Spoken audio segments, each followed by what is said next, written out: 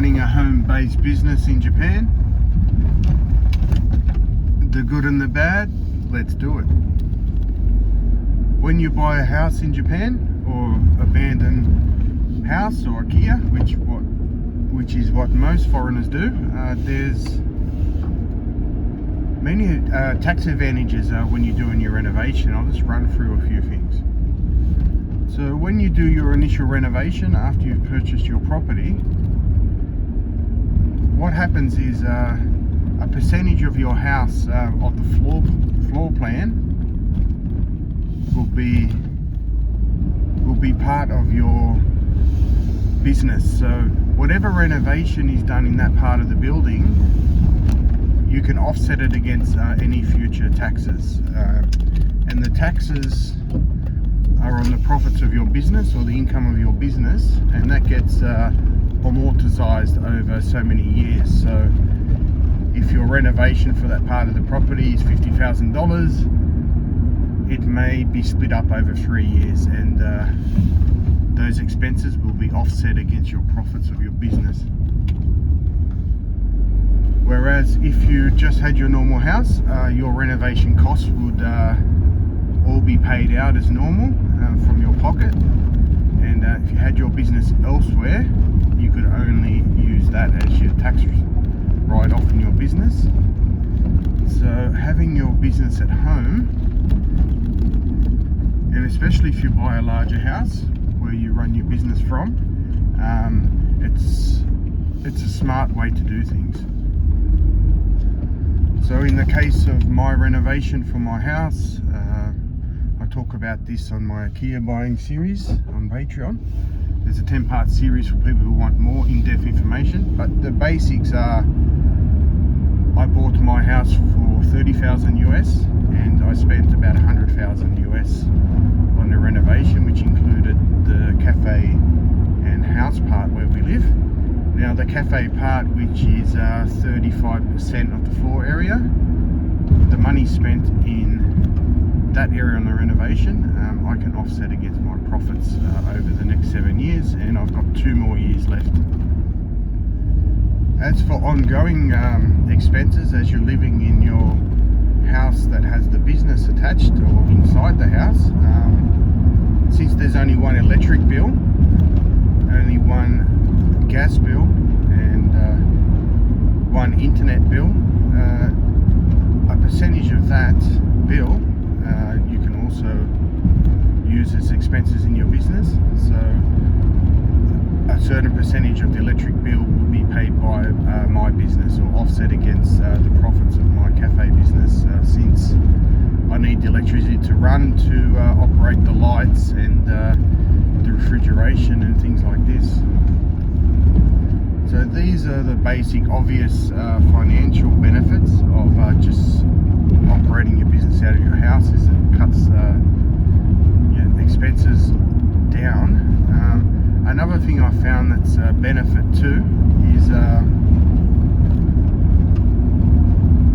for mailing, and people know where to find you. They always know that you're home, but this is a double whammy, because sometimes you want to be left alone. So this is one of the negatives, which I'll talk about now. So sometimes, since you're working from home and you're living at home in the same building, it might not seem that you have like a fresh start and stop to your day. It's sort of like you're always at work, so to speak. So that can be a bit of a pain for people who haven't done this before. But me and my wife, we did this in Tasmania before for a while. So we're in a tourist area, so we lived on premises, we worked on premises, and we've already had a feel for this for quite a few years. So this doesn't bother us as much, but it may bother other people. So phone calls, unless you get a separate telephone to run your business, your phone will be ringing whenever for bookings, which I don't mind, but you can just leave the phone off the hook if you want to, but that's probably not good for business either. But sometimes when you want a bit of quiet time and you don't want the phone to ring, it tends to ring a bit more if you're operating a business out of your house. So if that sort of thing bothers you, it's something to consider. Ideally, if I had a lot more money, I would have a cafe separate to my house, but we only came with the budget we had, so this is all we could do. But people with larger budgets, it's probably best to have your business totally separate. If you're doing a cafe business or whatever business you're doing, separate from where you live, that's ideal.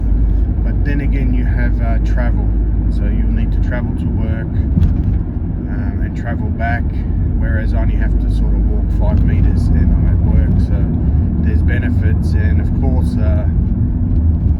you don't have to travel costs and things like this.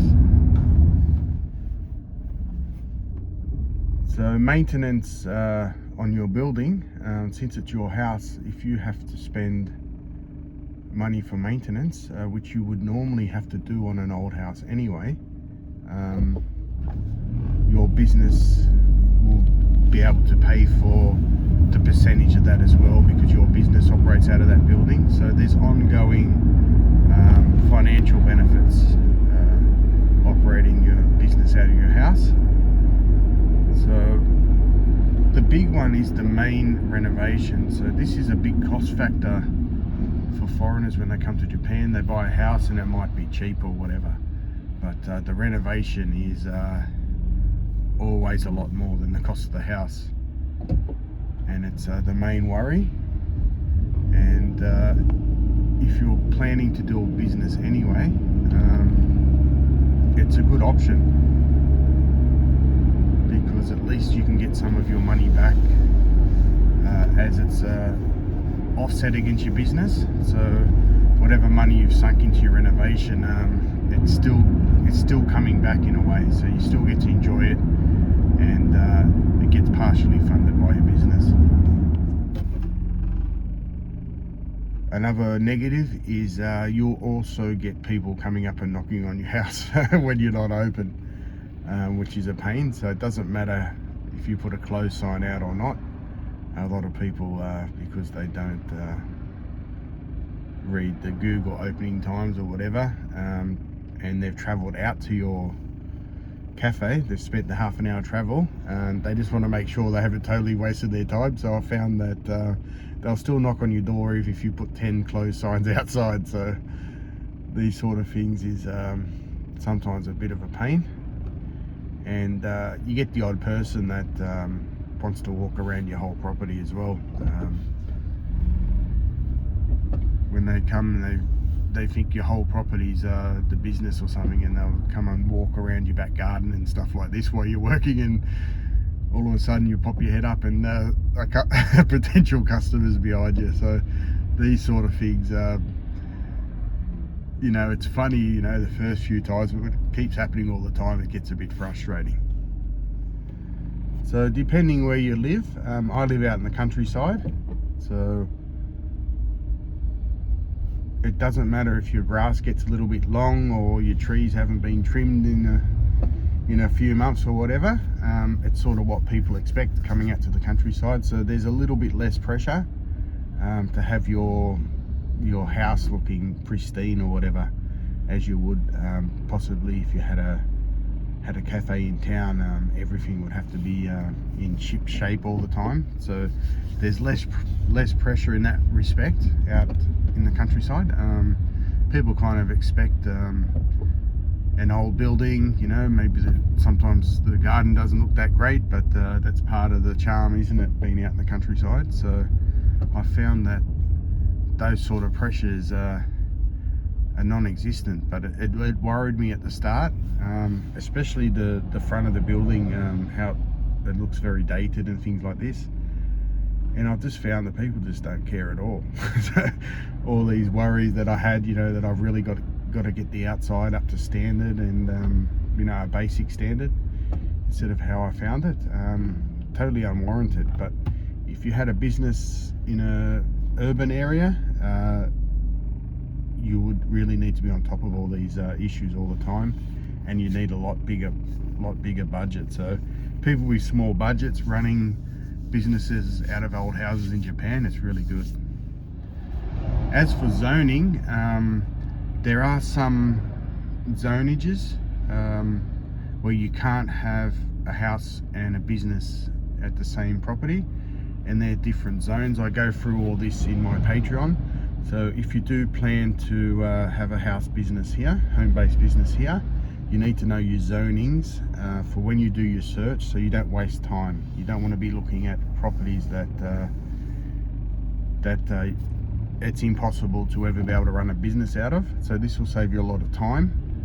But as a general rule, Japan is quite flexible, and there's more opportunity to work from home. The laws in Australia are absolutely impossible unless you're an accountant or something and you've just got a little room. They may let you have a little accountant business possibly running out of your house, but definitely not like a hairdresser or a cafe or a restaurant or anything like that. Totally impossible in Australia unless you've got the commercial zoning, and if you have the commercial zoning, you can only do commercial activity there, so you can't reside there. So Japan is really flexible, and that's why you see a lot of home-based businesses. So in the case of the zoning, people who've been following the channel probably knows that little white bridge that I drive over just before I reach home. I make a little right turn, there's a little white bridge there about 200 meters before I get to my house. Just before that bridge, you're not allowed to have a wood-fired oven at all.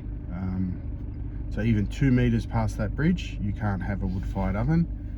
And without knowing these rules beforehand, if you say you wanted to do a business like mine with a wood-fired oven, you need to have a look at the maps and the zoning and a few other things. And you just can't do that on an internet search. On the internet, there's a lot of things, a lot of information that's not on internet listings, which you only find out at your local city hall, and they have all the guidelines and everything. As for bending the rules in Japan, most rules can't be bent. So if it's on the wrong side of a certain restriction, you're totally out of luck, and it could be only a matter of 20 or 30 meters in some cases, where the rules are massively different. As for pre-existing home-based businesses, so if there's an empty akiya or abandoned house that had a business running out of it beforehand, it doesn't necessarily mean that you can do it as well, because the laws change and the standards change as well. So if it's a certain type of business, the standards at that time might have been met, but it doesn't mean that the standards are up to the modern standard as well. And when that license was given to operate that businesses out of that house, the area might have been different, but it might be more built up now, and that business would no longer be allowed to exist. So you need to be careful. Just because it operated as something before, it doesn't mean that you can do it going forward. Another thing worth noting too, a lot of people watching this video is probably from a country that has rising property values. Japan generally doesn't, and there's a double whammy too. If you ever wanted to sell your place and you fitted out half of it as a business, most buyers are not going to want to do the business that you just did. Probably 99% of people that might be interested in your property are not a hairdresser, for example, or they're not a chef, or they're not interested to do a cafe. And that's going to be an added cost as well for them to get rid of whatever fit out that you put in there, and then they're going to have to refit it out. So you're going to lose a lot of money, more so than what you would normally do in an area that's sort of holding their values. Sort of my area is sort of holding their values, gone up a little bit, but that's very unusual for Japan. Whatever you put into the setup of your business, you can pretty much kiss it goodbye. So the overall sellability of your house that had been operating as a stay-at-home business or home-based business is going to be a lot less valuable and a lot less wanted in the market. So if you ever really needed to sell it in a hurry, you're going to find it very difficult. That's why you see a lot of akiyas on the internet, and they used to be hairdresser shops, or they used to be a little ramen shop out the front, or had a little fashion store or something like that. This is quite common, and most Japanese won't buy them, but foreigners do. But when you're dealing with foreigners and you want to sell your property, you're dealing with people that are after a bargain. So you might be able to sell it, but you're not going to be able to sell it for a lot. So obviously you never buy a place and hope to run a home-based business out of it without having done your homework, without having sort of the go-ahead by your local community, because they can make your life a headache. If you go into an area and you want to do a coffee shop, you don't know anybody, and you go ahead and buy a property and you open a cafe, and everybody in your area doesn't want it, and they're not appreciative of the extra traffic, and whatever reason that they don't want it, your business is going to fail. And I go through this in my Akiya buying series, how you go about this properly, and to give yourself a better chance to make your business succeed, and how to choose the areas, and how to read people, and get the permissions before you ever go ahead and do anything. So you have to understand the Japanese culture in this way. If you were to buy a place, say you're going to open a cafe like I did, you buy a place and you don't really care if the locals wanted it there or not, and let's say you went ahead and did it, word will get around town that the locals don't really want your cafe there, and they don't like the cars there, or whatever the reason is, and customers won't come because they don't want people in your area to feel bad. This is how it works. So they don't want to create problems in someone else's community. So it doesn't matter whether you win the customers over or not. It's got absolutely nothing to do with the customers. The customers won't feel comfortable to come to your place to get whatever service you offer. If they know that the community is not happy with the business being there, and not happy with them as a customer being there. So there's a lot of these little intricate things you really need to know about home-based businesses in Japan, and sometimes I go on the internet on these house buying apps on Instagram and stuff, and they have these places, and people say, I'm going to buy that, it's cheap, and I'm going to do X, Y and Z there, and I just laugh just at the naivety of people. And the sad thing is, for every 100 people that say these sort of things, there's always a couple that go ahead and do it and end up doing their money, and you never hear from these people. And a lot of times they don't know why their business failed as well, and it's just because they're dreaming big, they're low on information, they're looking at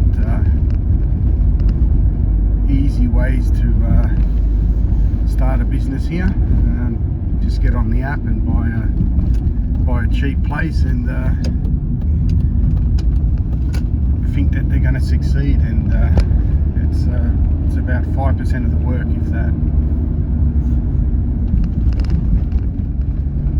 As for dealing with the authorities, so whatever business you do, there's going to be some government agency that has oversight on regulations. If you've got a cafe, the health department, the fire department, so that's two you have to deal with. if you've got like a mechanic shop or something, you might have the environmental people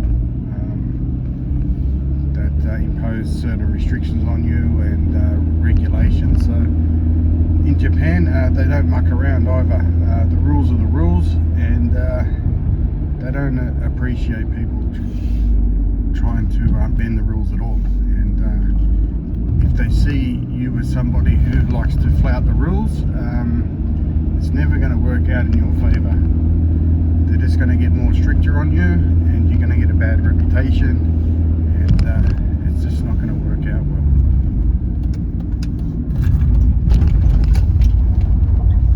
So anyway guys, I thought I'd do a quick video on home-based business. People who are more interested, I've got the 10-part series on my Patreon, and there's probably about 4 or 5 hours of really great information, land titles, business, hospitality information, lots of stuff out there. And I have to say I haven't had any problems, apart from, you know, people knock on your door when you don't really want them to and stuff, but it hasn't been that bad. I don't have neighbors directly next door as well, which is something you really need to think about. So even if neighbors don't mind, whatever, you're going to have noise and whatever as well on your side, and you'll be inflicting noise or whatever on them as well. So Japan's all about the harmony, and just got to find the right place, the right property, and the right type of business, and you'll be fine. So anyway guys, as always, hope you like the video.